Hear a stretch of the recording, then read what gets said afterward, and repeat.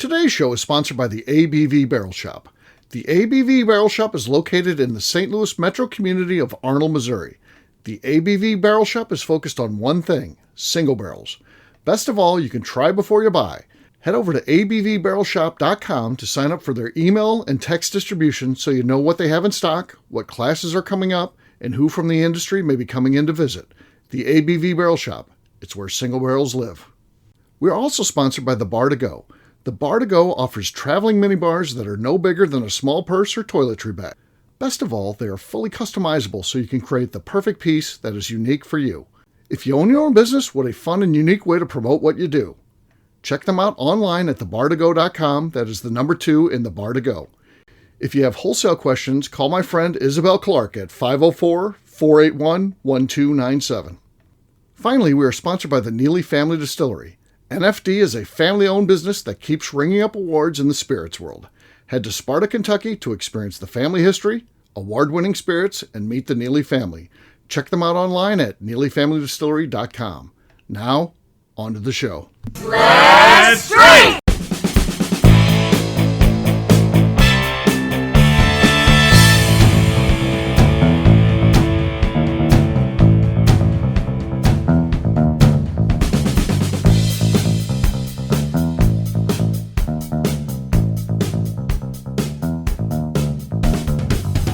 Welcome to the Bourbon Daily, the podcast about everything bourbon delivered to you every day of the week. Today on the show, we discuss bourbon TV show ideas for Steve. Just in general. My name is Miss Beka Sue. Please join me in welcoming my co-host, Steve Akeley, as well as our special guests, Darren McRoy, Tim Howard, Jeff Andreezy, and Mandy Kaplan. Hey-oh! Mandy's here. Mandy's here. How about Mandy's that? Here. Mandy's here. She's a bonus. So, yeah, we're going to be talking about this with the disclaimer that any show ideas may be utilized by Bourbon Sasquatch Productions. So, yeah, just know that if you throw it out there, it becomes property of Bourbon Sasquatch Productions.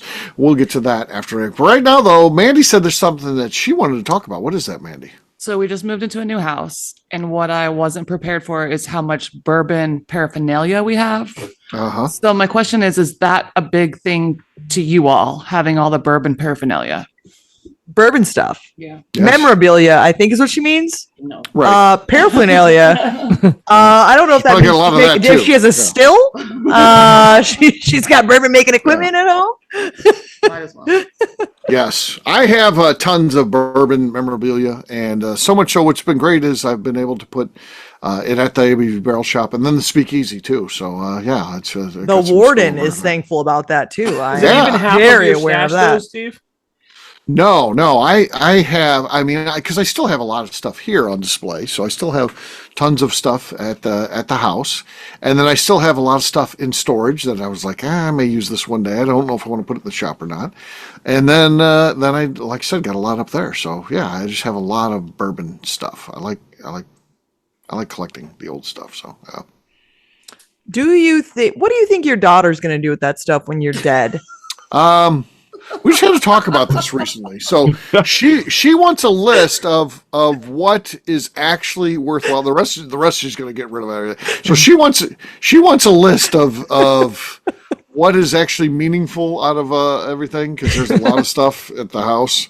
And yes, so but yeah, It's a serious question. I've no just interest seen in a it. lot of people lately go, "What are we going to do with our boomer parents' stuff that we're not collecting? Like we're not Right. keeping it."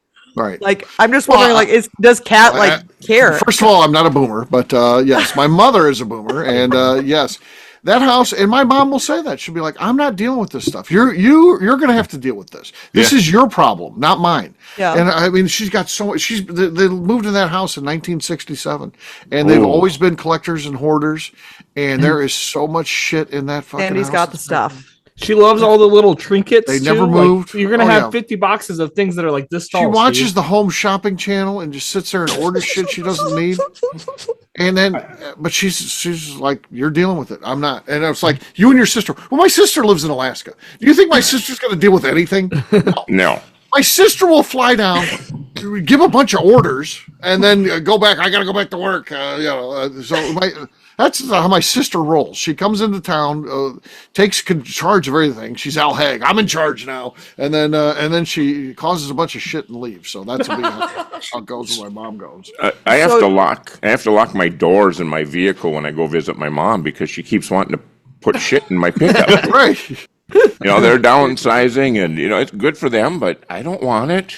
Yeah. I don't need your VHS collection. Right.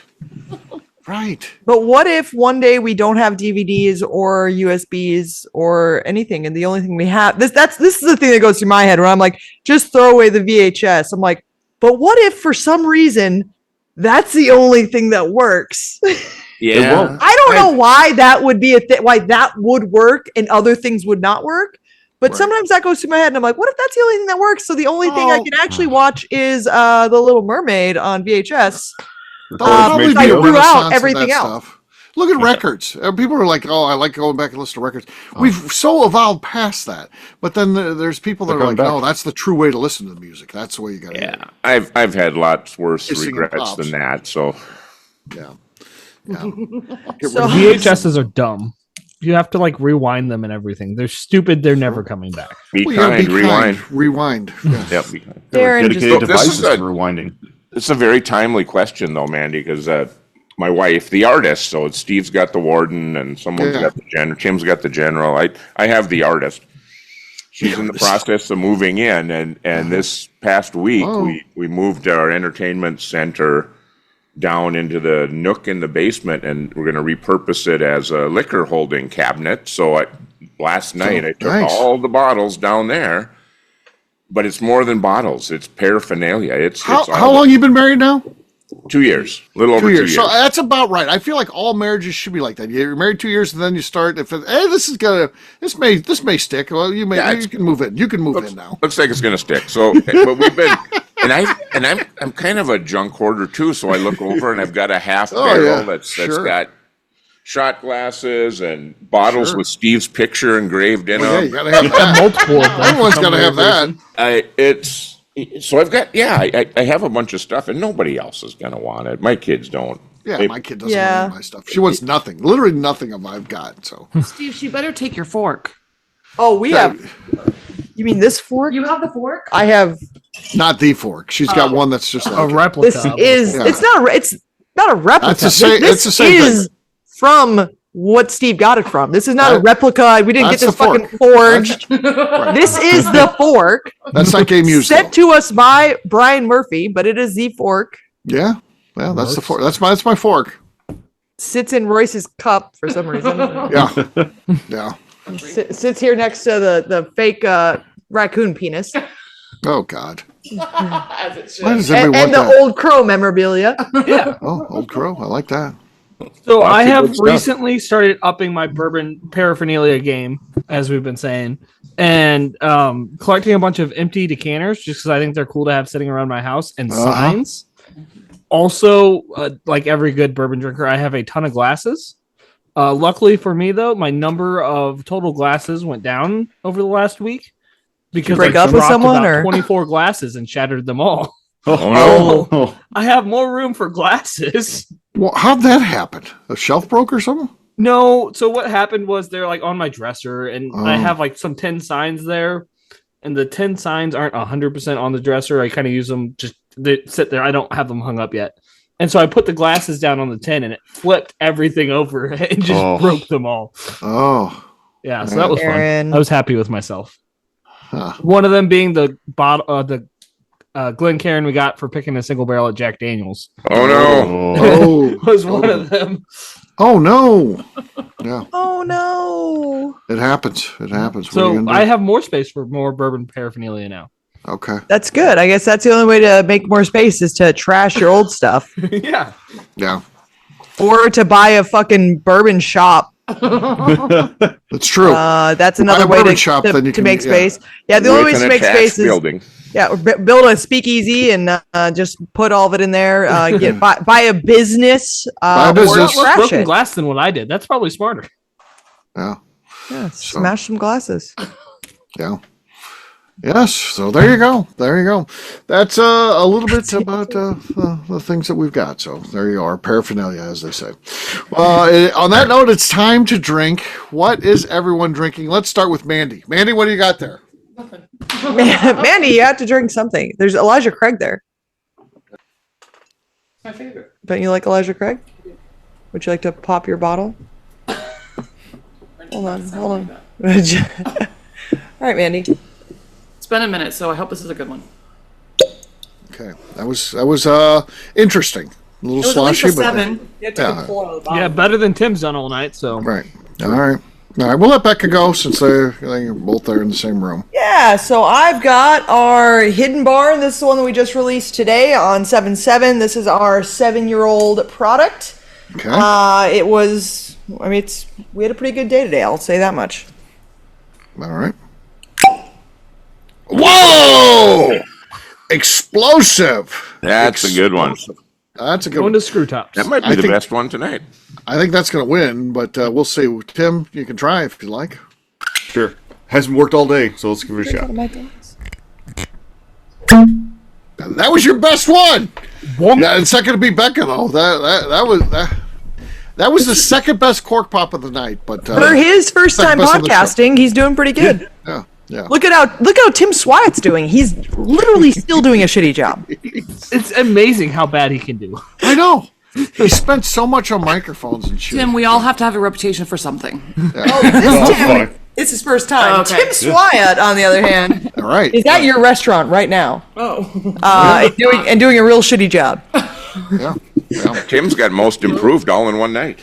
Yeah. I'll go with that. All right, Darren, you're next. I got some Yellowstone family recipe. Okay. No, not enough. Not enough. All right, Jeff, you're next. Cedar Ridge bottled in bond. Okay. Okay. Solid, but really just third place is the best that would muster, I think. So Beka's still got the lead. I got the Leopold Brothers 8-year bourbon finished in 3-chamber rye casks. I can't believe you have any of that left. I know. Well, I'm on more than one bottle here, so nothing there. So this is bottle 2, and I already have bottle 3 at the house. So I'm ready to. If I finish this one tonight, no worries. I've got a third one lined up. Someone breaks in and drinks it all again. Ooh, that'll be me. That happened with my first bottle. Someone broke in while I was sleeping and drank most of that bottle. Happens all the time. It's very, very frustrating. So, yeah, Beka wins. Cheers to her. Winners. Cheers. All right, we're going to take a quick break. And then when we come back, we're going to be talking about Bourbon Show TV ideas. Well, I don't know what the hell I'm saying. The Bourbon TV show ideas. We'll do that in just a few.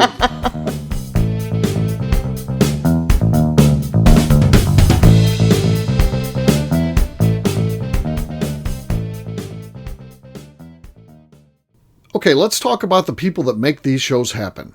First up is the Stave and Thief Society. Via their in-person class at Moonshine University in Louisville, Kentucky, the Stave and Thief Society is the place where you, a bourbon enthusiast, can expand your knowledge and emerge an executive bourbon steward. In 2017, I completed my executive bourbon steward certification. It's the most comprehensive bourbon certification available and connects you with an expansive network of bourbon enthusiasts and professionals.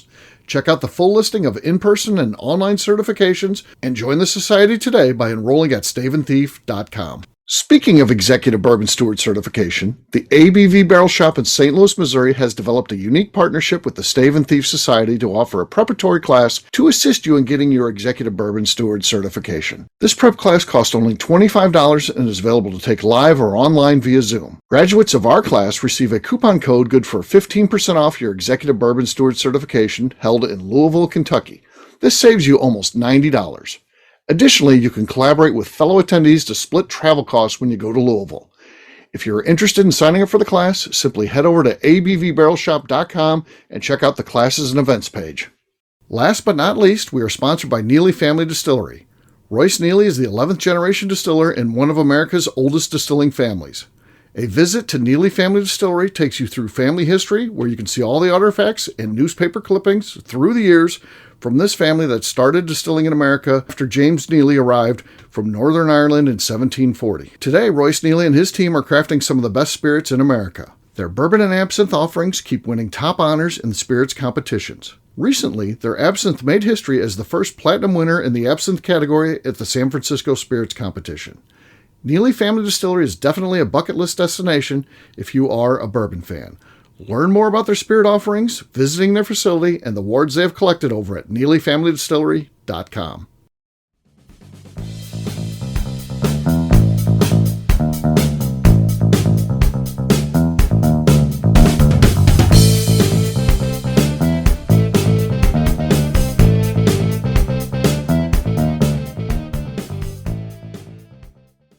This is Kathy Cool, and you are listening to the Bourbon Daily. Welcome back to the Bourbon Daily. Today we're talking about bourbon TV shows. Yes, we are. So what would be some good ideas for TV shows? Anything's out there. This could be scripted, could be reality, whatever we think. What do we think would be some good ideas? So I have a couple good ideas. I think one, it would be really easy to make. Okay. It's just the people that come to Bourbon's Bistro. And like an interview process and all the conversations that happen, just everyone that goes to like Bourbon's Bistro. That would be a good like show. That would be a good show. You got characters there, and Jason and Mike the bartender, Margot running the floor there. So you got some characters that would be regulars on the show, and then you do have everybody from the bourbon industry. Yeah, at some point or another, everyone comes in there. I mean, I've seen so many people from the bourbon industry there. It's insane. So, just the variety. Yeah. Yeah, customers. That's actually a good idea. Darren's got a good one there. And then the other one would be kind of like an undercover boss type thing, where you have a master distiller from a different distillery go to a different distillery, and work there under them. I think that could make a fantastic TV show. Undercover distiller. So like no one's gonna recognize Fred No when he goes over there. I'm applying for a job. They've got a fake like a dyed wig on it, or like wig, and they've got they dye his beard. Are you hired in the distilling department? You didn't ask for how it was going to work. You just asked for ideas. This was an idea. Yeah, distillers definitely don't know each other, so this would work out. Oh yeah. No one. Yeah, you could just slip in between distilleries, no problem. No one would know. I think they should do it like wife swap. Okay. But distiller swap. That's a good idea. Yeah, just the distillery's the same. Someone, is coming over. So Brent Elliott is coming over to the Neely Family Distillery today, and he's got to run. And Royce leaves a note, "Hey, we're running bourbon today. Let's do it." And then Brent has to run bourbon. And think about how, like on wife swap, how like the emotional side of it, and like the fights they have on it. Yeah. And like, there's the kids who don't want to drink stuff. I know Darren has a fucking question. How annoying is that? But how much it would be our guy, like our lead distiller Brian is fighting with Brent Elliott, and they're like, you scream at each other on the floor. That's not how we do it here. That's how we're doing it today. Right. Yeah. Would be really wife swap just to show where they swap wives. They take over the house, and so it's two like completely different types of families. So it's like hippie wife and like military wife swap. And so the kids are like, we're not allowed to eat sweets. And they're like, honey, you can eat as much sweets as you want. And then they're like, we're going to be doing our homework at 5 a.m. and then we're going to be taking a shower every single day. Military wife's then with the hippie kids, and she's and the military it's hilarious. Wife is, and the military wife is like, let's get up and exercise. And they're like, it's quite the And also, it's like the husband has to deal now with the new wife, which is also really funny. Right. Yeah. So it would be like that. Lots of probably possible made-up scenarios, but also... Oh, can you imagine, like, Brent Elliott's at Neely, and all of a sudden Uncle Bones shows up. And he's just grabbing bottles like normal. Grabbing bottles, just chugging, grabbing bottles. He's got a girl with him. He's like to Brent, hey, if she asks, I own it. Hey, I'm the owner. I'm the owner. Remember, I'm trying to close this deal. Remember, I'm the owner of this place. And then on top of it, they do like international distiller swap. So like, we'd send Royce over to Scotland, and then we would get like a Scottish distiller over here. Oh, they're trying to understand each other. Yeah, that would be hilarious. And then you got Royce. What are you talking about? And like things that we call like one thing that they call something else, but it's the same thing. And they're like, "What are you talking about?" And it's just people screaming at each other. That's a second show. That's yeah. Distiller Swap International. Yeah, it's like House Hunters. Yeah, totally. It's Correct. two completely different shows. There's Distiller Swap USA, and then and also you do it with like different types of distilleries too. So you do like, it wouldn't be necessarily like Brent, Elliott, and Royce. It would be like the Tito's guy and Royce. Sure. Oh God. You know, like a vodka distiller and like a bourbon distiller swap spots. Sure. You Well, know, they both use barrels. yeah, like According to Tito's bottle, yes. And they both go off a pot still. It shouldn't be that difficult. yeah, they both go off pot still. Yeah. Yeah. You- Oddly, the true. Tito's distiller is just a guy in a suit who sits at a desk and orders things through the internet. Yeah. Yeah, It's like, yeah. send me over, two Royce is just truckloads bored within 10 tanker minutes. Like, trucks. what the hell is this? Yeah. Well, the best one was the on that kind of thing. The person who wanted to see Old Elk making whiskey, and Lenny was like, "Well, rather than going to Colorado, I think you need to drive to Indiana." That was awesome. That's He good. just fucking slayed that guy. He's like, "I want to see Old Elk making whiskey." He's like, "Colorado's not the place to be, then, buddy. You're gonna have to." And what they need to do with distiller swap is like swap someone down at like Garrison Brothers or like somewhere down in Texas where like with like someplace like Leaper's Fork up in like Minnesota in the wintertime. And so it's like super cold versus like not that bad. Right. And so they're like, they've got the elements working against it. Or down in Texas versus up there where like the heat difference is just like exhausting. Yeah. You know, like, or like at like Woodinville up in like Washington where like it's humid but it's not crazy hot, and it'd be real exciting. Yeah. Well, you guys had some great ones because I literally just thought of this. So What was yours? Like people getting kicked in the nuts at distilleries? That'd probably be the Jackass, highest but at rated one out distilleries. of all of them. It'd be like, oh, here on today's episode of kicking people in the nuts at distilleries. Jackass. right.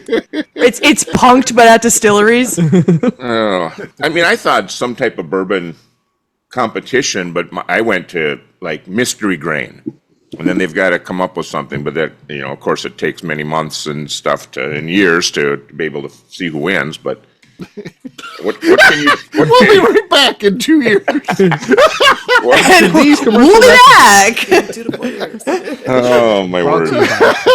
Sounds like a great show, Jeff. It's a great show. Yeah, that's good. I mean, I would love bourbon history. There's so many stories to tell, and just or just call it bourbon stories. And some of them are historical, some of them are funny, some are modern day things that are hard to believe that happened. I think there'd be a lot of cool things you could Boring. No. You think Reality TV. I think it would be boring for a lot of people, not for me. I'd be No, it'd be good.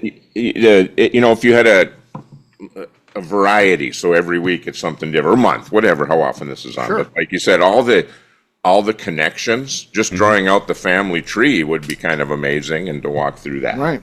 You could do like distillers boot camp.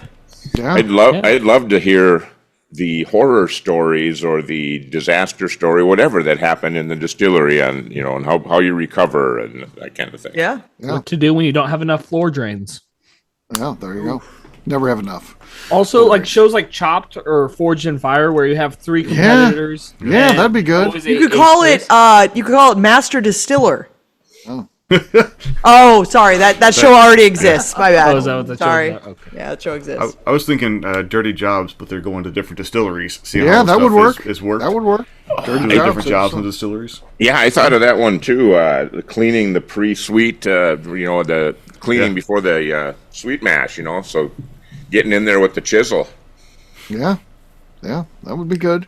I think making it like what's the is it American Choppers or Orange County Choppers, where it's just like all like fake interactions with customers.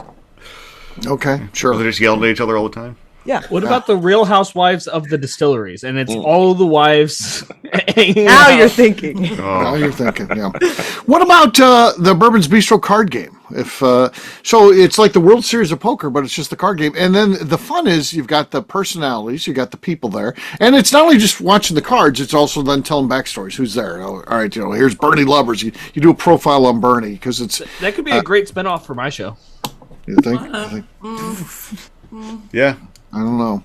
The Bourbon's Bistro card game would be a solid. That's the special edition. That's the special for Bourbon's Bistro stores. Yeah, Bourbon's Bistro's playing into this thing. So, yeah. All right. Anything else? I mean, I think that's pretty good. Yeah, just reality TV. I think is probably the most exciting one. It's pretty good. It's pretty good. Let's not forget too. There are people that you could just do reality shows on any number of people. I mean, the Neelys, of course, that'd be a good one. The Noes, and there's others too that you'd be interested in seeing. Following Corky's whole life. Corky's, yeah. Bro Brothers. I mean, I know that they were in talks at one point to do something with Bro Brothers. That'd be good. You got the three brothers that fight like crazy, so that'd be hilarious. So yeah. So there you go. There's plenty of opportunities out there. We'll see. I would love to see something truly bourbon focused come out. And again, I think you could do a whole channel dedicated to bourbon and really get into it for the bourbon fans. But put me in charge of it. I'll give you the content you need. And I just need a backer. Just need a backer. Yeah. Yeah. There you go. We'll wrap this one up as we always do by talking about where people can find us. Tim, we'll start with you. Where can people find you? Facebook at Tim Howard. Mandy. I am at Kaplan's in Kentucky on Instagram. That's as cute as can be. All right, Jeff. Instagram, Facebook, X, and the Cigar Dojo, Jeff Endrizzi, 2 I's and 2 Z's. Okay. The shared account, did someone get in trouble one time? Because usually that's what I find when they do the husband and wife shared accounts like Kaplan's in Kentucky. Whoa. Jeff Did doesn't someone know get in how trouble? Wait, Jeff doesn't know how to use Instagram. I was gonna say Jeff just. He uses Facebook like people in their 50s should. Okay. All right, Darren, how about you? You can find me on Instagram at The Bourbon Adventures. Miss Beka Sue. You can find me on Twitter and on Instagram at Miss Beka Sue, 1K, no C's. All right, for me, I'm an easy guy to find. I'm at Steve Akeley, Twitter, Instagram, or Facebook. I've got a website, steveakeley.com. We've also got a company website, abvnetwork.com. Check that one out. Everything that we do is out there. Previous shows, blogs, so much more. abvnetwork.com. Come by and see me, the ABV Barrel Shop, the place where you can try before you buy. Check us out online, abvbarrelshop.com. Miss Beka Sue, anything else to say before we get out of here? I'd just like to remind the audience to please give us a 5-star review that includes comments. It helps new people find the show, which is very important to us. If you like what we're doing, we ask you please visit our Patreon page at patreon.com/the ABV Network. Great job today, gang. Fartists, we'll have a brand new show for you tomorrow. Looking forward to that. Until then, take care, everybody. See ya. Bye. Bye, y'all. Bye-bye. Peace.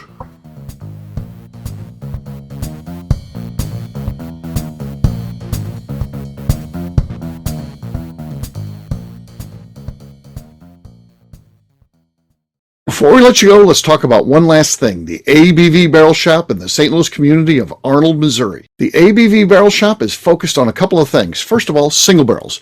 We are the place where single barrels live. We go to distilleries, taste through the whiskey, select the best barrel, and have it shipped to our store where we present it to you, our customers, by allowing you to try before you buy. We're also known for the classes that we have in our education center in the store, as well as the events we have with industry professionals from the bourbon business. If you are in the St. Louis area, please come by and visit us at 6 Fox Valley Center in Arnold, Missouri. Or at a minimum, at least sign up for our email and text distribution so you know exactly what's going on in our shop over at abvbarrelshop.com.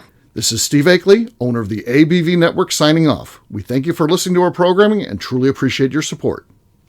The Bourbon Daily is part of the ABV Network. For more information or to become a sponsor, please visit abvnetwork.com. Thanks for listening and cheers. This has been a Steve Akeley production.